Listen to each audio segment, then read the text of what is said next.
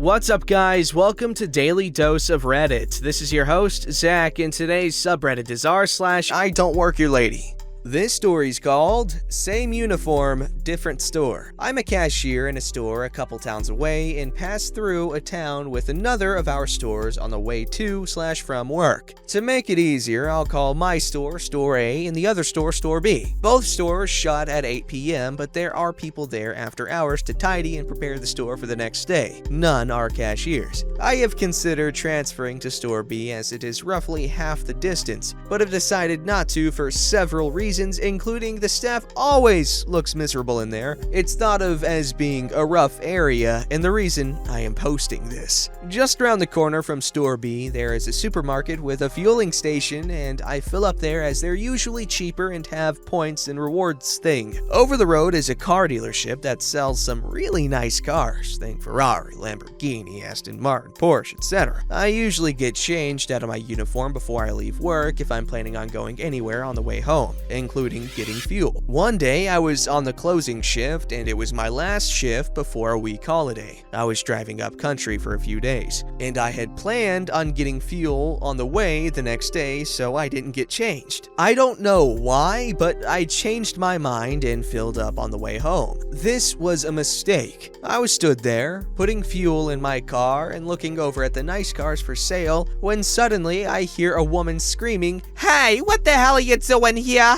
At first, I thought it was just two people that had fallen out and were about to argue or fight. This was also a mistake. A woman gets out of the car at the next pump and comes over, grabs me, yanks me around to face her, and starts shouting at me. Being in uniform, I didn't want to escalate the situation, so I asked her to quiet down and to tell me who she was and what she's talking about. She acted like I was the least intelligent person to ever exist and told me she was a manager in Store B, and shouts that I should be at work and she's not paying me to lounge around like a moron, and she's going to dock my pay. I told her I'm a cashier in Store A several times throughout the conversation. I was scheduled up until they shut 15 to 20 minutes ago, meaning there's nothing for me to go back to do, and wouldn't get paid if I did stay. She was having none of it. She demanded to have my name and employee number. I kind of gave up at this point, so I asked her what sort of manager doesn't know their employees. Feels like they can shout at people outside of work, whether they work for her or not, like me, in a built-up public place, and grab them in the way she did, and that she should leave me alone immediately, otherwise police and head office will be called. Both of whom I'm sure would love to hear about a manager assaulting staff from another store nowhere near either store while both are in uniform, and they can see the evidence on the fueling station CCTV. She backed off a little, demanding I go to the office the following morning, even if I'm not working that day. I told her that as I'm now on holiday for the next week, if I have to go to her office, I expect to be reimbursed for the holiday time I'll be missing. She started screaming again, so I told her I finished, so we'll carry it on tomorrow, where I will get paid. Got my car, told her to stand back so I don't run her toes over, and left. Pay at pump. The following morning, I phoned Store A and told them the situation,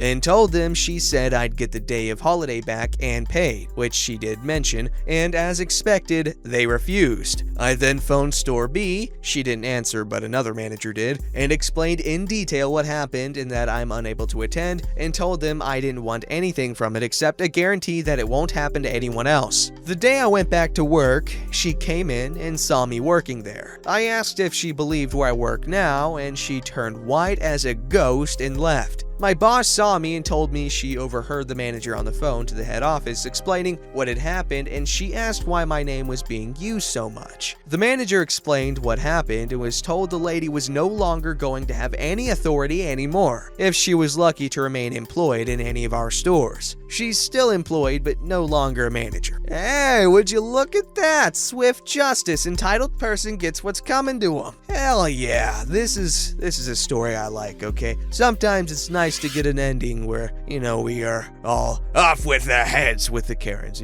Sometimes death and destruction is the way to go.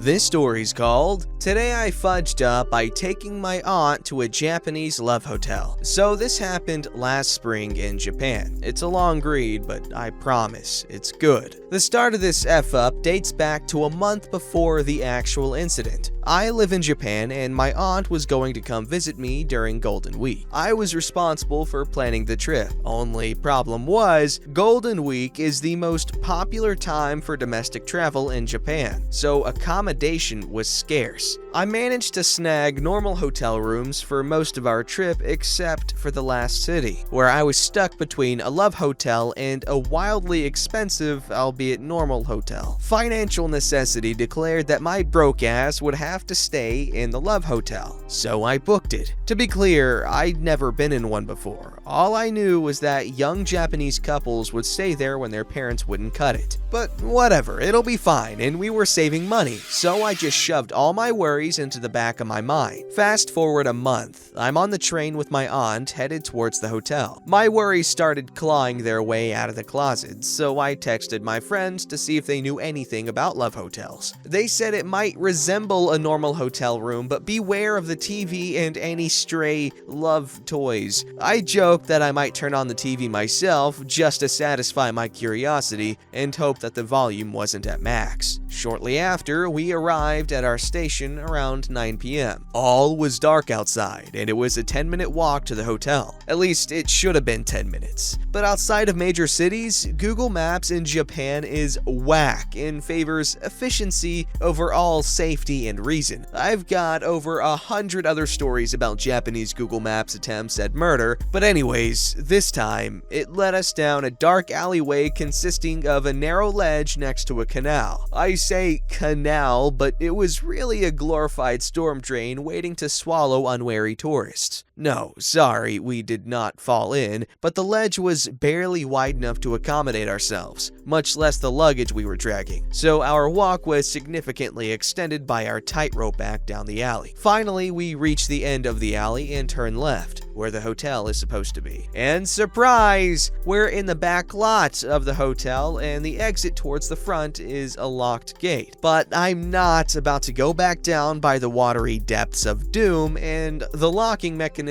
itself was simple enough for any buffoon to figure out. So we low-key break into the other side of the property. On the other side, I took in the surroundings. I hoped, to my aunt, that it just looked like a sad bootleg Las Vegas. But I recognized that the street was, in fact, lined with a parade of quirky, kitschy love hotels. Thankfully, the outside of love hotels rarely advertise anything of the sexual or romantic nature, and our hotel seemed incredibly normal compared to the rest. As we strode into the lobby, out of the corner of my eye, I saw a claw machine and 2 mannequin torsos displayed by the entrance. They were wearing a maid costume and a BDSM corset. I think so, but I can't say for sure. I dared not to turn my head in case it encouraged my aunt to do the same, and instead power walked straight through towards the reception. There was a wide grin plastered across my face, and I had to stifle a few giggles as I checked in with the staff. Despite the situation I was in, I could still recognize the humor of it. I was checking into a love hotel with my aunt. I wasn't sure if the fact that we're both women made it look better or worse. Maybe we passed as mother and daughter, but I spoke only Japanese with the staff so my aunt wouldn't understand anything. Also, I guess when you stay at a love hotel, they have to show you to the room. One of the staff came with us into the elevator, so we're standing in that tiny elevator, me, my aunt, and this man. We pass a few floors in silence before I start talking to him in Japanese. Hey, so, I know what kind of place this is, but my aunt has no idea. Yes? So I was wondering if there's anything in the room that that I should be concerned about? Oh, yes, there are some things, but I can go with you first and explain everything. Great, thanks. The elevator dings and we step out. I look back at my aunt. Hey, so I'm gonna go in with him first and check out the room, okay? Her face immediately darkens, and I realize we must look suspicious, but I've got no choice, so we enter without her. From the entrance, the room looks perfectly normal. Praise the powers that be. Then I follow him further in and see the TV. There is video of the adult variety playing on the enormous widescreen with sound. I immediately clap my hand over my mouth, both out of shock and to cover my laughter. It was the kind of laugh you do when you know you've been abandoned by God and all is hopeless, but also, despite being a fully grown adult, I'm still still wildly immature, and I couldn't help but laugh at naked people on TV. Yes, so this is probably the main thing. You can use this remote to change the volume and channel. He lowers the volume until it's almost silent, then pushes another button and it changes to the normie channel, where baby pandas are rolling around. I let out a sigh of relief. But if you turn off the TV, he turns it off, then back on again, and lo and behold, the video of the adult variety is back at its original volume. I breathe in sharply and gingerly take the remote from him after he changes the channel again. I gently cradle it in my fingertips, squinting at all the dangerous buttons. This remote has the power to send me straight to hell. We leave the TV as it is, with the baby pandas. So please be careful with the TV. There's also the vending machine. He gestures towards what I previously assumed to be a mini fridge, but upon closer inspection, it's a loved toy vending machine. At the very least, I had to be grateful that it was subtle. It was an opaque white box, and the only hint as to its contents were small labels in Japanese, with pictures of artificial schlongs. Alright, so maybe it wasn't really subtle, but I was taking any wins I could get at this point. Thankfully, those seem to be the only 2 points of concern in the room. He leaves. My aunt steps into the room, and the first thing she says is, "So how come he wouldn't let me in first?" She stands in the doorway with our luggage, almost glaring at me, and I'm sweating bullets because I just spent the last 2 minutes alone in the room with a stranger man, which should be totally fine because he was an employee, but alas, I'm a girl in a conservative Asian family, so I've just sinned. The best excuse I can come up with is that he was showing me around the room, and I use that as a distraction point. Look, this room is so big and nice, and look at the bathroom, it's so spacious and the TV is so big, and we actually have room to stand around here. Wow, can you believe it? As I rolled for deception the first time that night, I slid our suitcases in front of the vending machine. They weren't tall enough to cover it up, but desperation and panic were frying my brain, so I left them there. I sank into the couch and pulled out my phone to update my friends on my latest misfortune. Just as I started to message them, I heard my aunt say, "What are they selling in this vending machine?" In hindsight, it really wasn't a brilliant idea to put our stuff in front of something I didn't want her to notice, but I tried to glance all nonchalantly from my phone like, "I don't know, man, but don't touch it, because if we touch it, we pay for it, so don't touch it." And I thanked my lucky stars that she can't read the labels, but I also prayed that she doesn't know what love toys look like. After examining the vending machine, she went to take a shower, giving me a short respite. The TV's been on the entire time because I feared the risk of resetting it, but we'd have to turn it off eventually, so I did and stashed the remote in the corner by the TV video of the adult variety catalogs, which, by the way, are standard in normal Japanese hotel rooms, and she'd seen them earlier on the trip, so I didn't bother with hiding them. I just hoped they would ward her off from the corner with the cursed remote. At that point, I noticed there are 2 condoms prominently displayed at the head of the bed, and my heart leaps into my throat. Do I hide them or leave them? It all depended on whether my aunt had already noticed them, and I had no clue. If I move them and she comes out and wonders why they're gone, I'm screwed because there's no way she would believe me if I said, "What do you mean there were condoms?"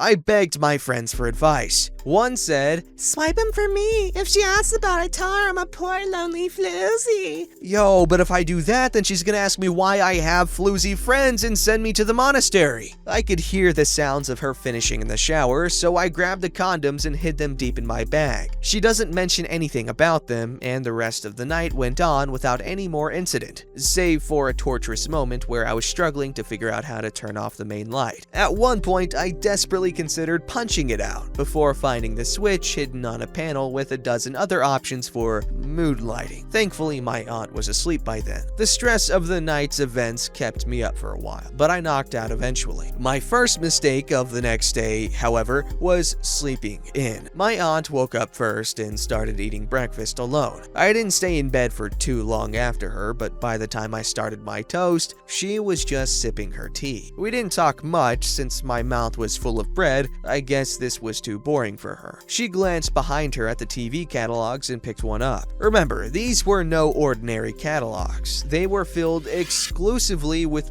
video of the adult variety listings, and they came with color pictures. She slowly flipped through the entire booklet without saying a single word, like she was simply reading a normal magazine or the newspaper. I almost said something or reacted, but clearly we were in the midst of some sick game, so I forced myself to keep eating like a normal person too. She finished browsing, closed the booklets, and turned to put it back. Then she picked up the second catalog. There was not a single glint of emotion in her eyes. I finished eating in terrified silence and went to the mirror to do my makeup. In the corner of my eye, I see her finish the second catalog. She turns around to put it back and picks up the TV remote. We all remember that the TV defaults to a video of the adult variety when it turns on, right? So I'm sweating there by the mirror, all like sweating Jordan Peele .gif, staving off a heart attack as I wait for my inevitable doom, and I hear the click of the TV turning on and the buzz of electricity, and then the moans. And at this point, I have no choice but to acknowledge it. So I glance over my shoulder, squinting at the TV without my glasses, and in my most innocent voice, I whisper, "What are you watching?" But I know damn well what she's watching.